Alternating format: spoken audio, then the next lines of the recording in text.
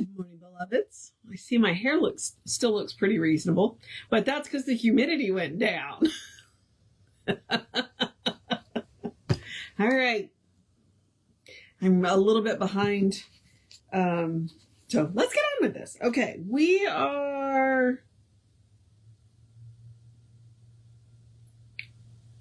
I don't remember where we're starting.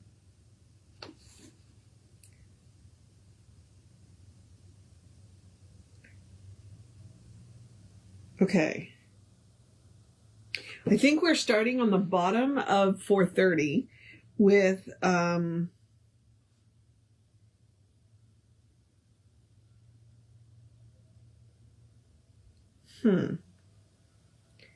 think we're starting on the bottom of 430 with the, it's the Father that seeth in secret. Matt 6:4. Oh, this is the only problem with not starting. Okay. I'll have to find out if I skipped. Yeah, no. Okay. I'm pretty sure this is where we are. Okay. We are not to give our alms before men to be seen of them, but to do good in the pure love of good. Here, Jesus is teaching the lesson of sincerity. People will come and people will go. Friend and foe alike may fall away, but always the soul shall be thrown back upon itself. The indwelling spirit who lives in the secret place of our lives will ever be with us, and this spirit who seeth in secret will reward us openly. Here again is a suggestion of the law of cause and effect, about which Jesus so often spoke. Our prayers are to be made to God in a secret place of our own being. They are not to be shouted aloud for the ears of people. The soul must enter this secret place naked and alone. This is how the one returns to the one. Okay. There's a story where you've got I want to say a Pharisee, but I could be wrong, who is loudly praying in church. And one of the things that he's loudly praying about is all of his blessings.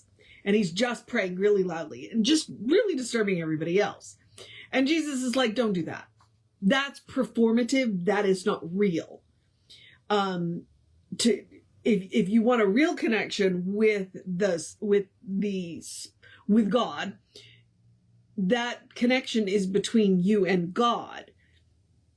It's not between anybody else. You know, nobody else needs to hear or understand or know about your connection to God, because it's between you and God. So, yeah.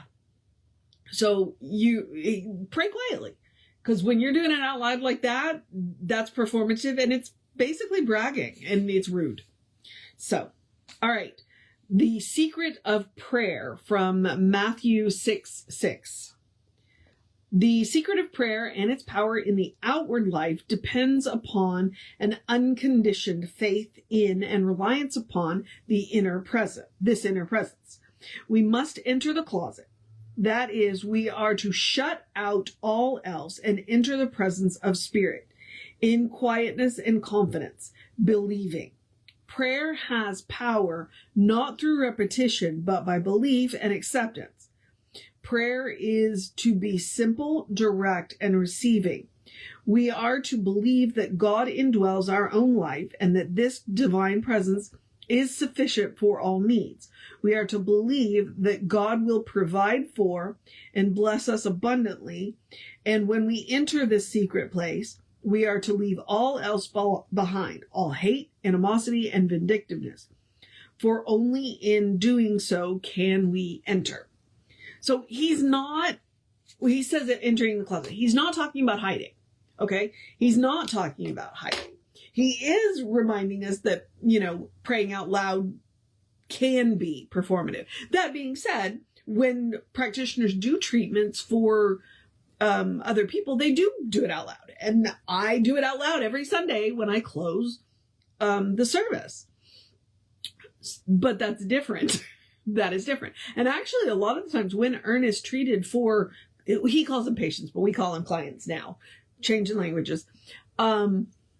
he did it silently. He didn't pray out loud. He didn't. He did it silently because the work is internal. And that's what he believes. He's like, look, you know what? What is going on between you and God is between you and God, and nobody else needs to have a say in it. And if you don't do it out loud, then they can't have a say in it. So, he's not saying hide who you are. All right. Although I am of the opinion, if you have to tell me you're a Christian, well, then you're not acting like one.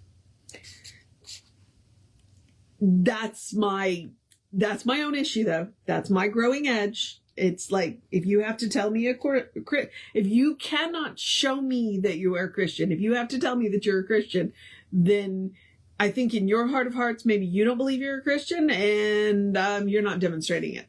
So, don't tell me about your God. Show me your God. All right. How God forgives. And this is Matthew 6:14 and 15. We are told that God will forgive us after we have forgiven others. This is a direct statement and one that we should ponder deeply. Can God forgive until we have forgiven? Can God work for us only by working through us? Oh, no. If God can work for us only by working through us, then the statement of Jesus stands true and is really a statement of the law of cause and effect. We cannot afford to hold personal animosities or enmities against the world or individual members of society. All such thoughts are outside the law and cannot be taken into the heavenly consciousness. Love alone can beget love. People do not gather roses from thistles. Which is true, because roses don't go on thistles. That's an entirely different plant. The Spirit who seeth in secret will reward openly. Shall we not learn to enter the secret place of the Most High within our own soul? We are to fast without outward sign, but with the inner mind open and receptive to the good alone.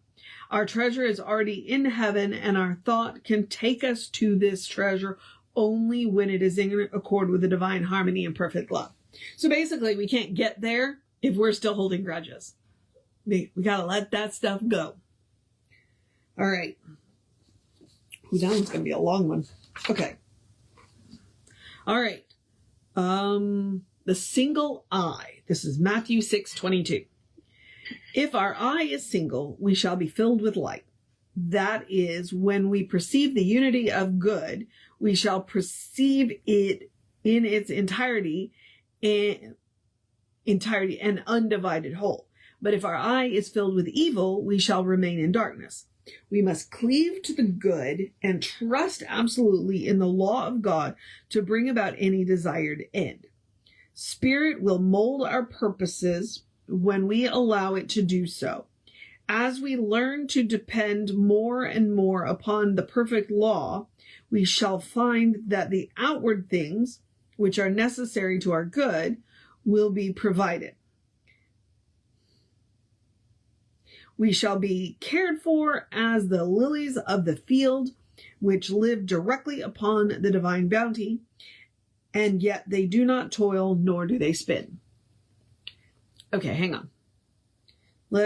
As we learn to depend more and more upon the perfect law, we shall find the outward things which are necessary for our good will be provided. I'm going to go back to where our attention goes is where our power goes. What we are focused on is what grows.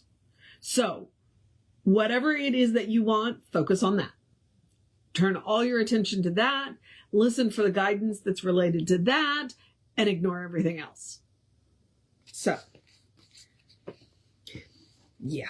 Okay. That's why I went back and reread the line. It's like, wait, what? All right. Because the next one is very long, I'm going to end with this one. The divine bounty which is Matthew 6:26. As God cares for the birds who do not gather into barns, so shall we be cared for if we trust and do not doubt. But we are to seek the kingdom first. Jesus bade us to completely trust in God for everything and in every instance. He had a complete reliance upon God. Dare we say that such a confidence will be misplaced? Have we ever tried it? Until we have tried and failed, we are not in a position to contradict this theory. Those who have implicitly relied upon this theory are proving the principle to be definite and one upon which an absolute reliance may be placed. Have no fear of tomorrow. Enjoy today. Refuse to carry the corpse of a mistaken yesterday. What untold misery is suffered through the burdens imposed upon our yesterdays and the bitter prospects of our tomorrows. The good of the present day is too often sandwiched between these two impossible situations. The day in which we live is sufficient. We are to live today as though God were in its heaven, while all is well with our souls. Jesus made the greatest claim upon God of anyone who has ever lived. He demanded a complete and unreserved trust in the goodness and loving kindness of the Creator. And harking down from the ages, since he lived and taught his marvelous philosophy to humankind, those who have followed his teachings have been justified in their faith. All right, you know what?